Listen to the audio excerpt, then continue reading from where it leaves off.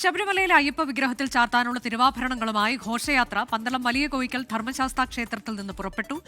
രാജപ്രതിനിധി പുണർദം നാൾ നാരായണവർമ്മയാണ് 26 പേരുടെ സംഘത്തെ നയിക്കുന്നത്. MG പ്രതീഷ് വിവരങ്ങളുമായി. പ്രതീഷ്, എന്തൊക്കെയാണ് വിശദാംശങ്ങൾ?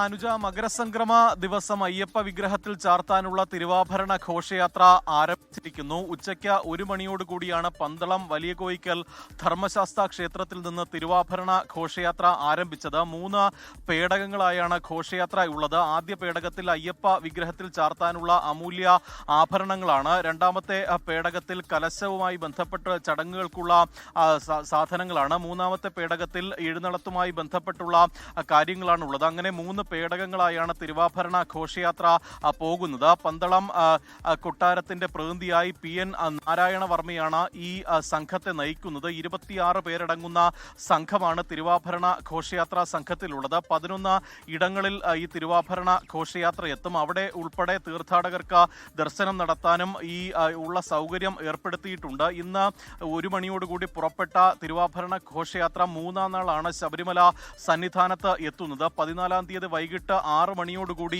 ശബരിമല സന്നിധാനത്ത് തിരുവാഭരണ ഘോഷയാത്ര എത്തും. 6 മണിയോടുകൂടി 18-ാം പടി കയറി തിരുവാഭരണ ഘോഷയാത്ര സോപാനത്ത് എത്തും.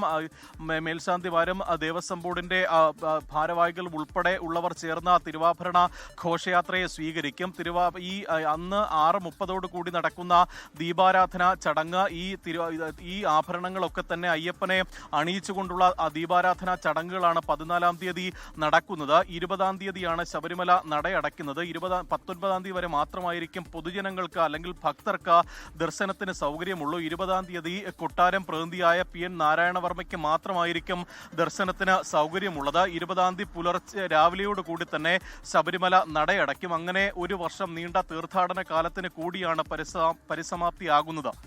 അനുജ, അതാണ് അയ്യപ്പ വിഗ്രഹത്തിൽ ചാർത്താനുള്ള തിരുവാഭരണങ്ങളുമായി ഉള്ള ഘോഷയാത്ര ആരംഭിച്ചിട്ടുണ്ട്. 14-നാണ് മകരവിളക്ക്.